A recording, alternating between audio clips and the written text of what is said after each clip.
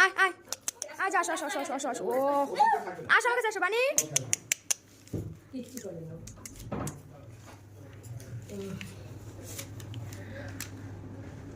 কি সুন্দর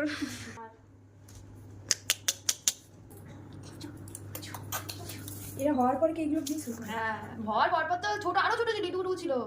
চক কেটে ওই অন্য জায়গায় রাখলে এইটা তো পরে যখন চক কেটে গেছে তখন এই বাড়ির খরচা নিয়ে হলো গাড়ি বুক করে এই চলছে যাবে দেখো আমাদের শরীর খারাপ কত টাকা লাগে গেল তাহলে এটা তো আমার হাত খেয়ে আর মাথা ব্যথা বের করে কেন এটা হচ্ছে কেন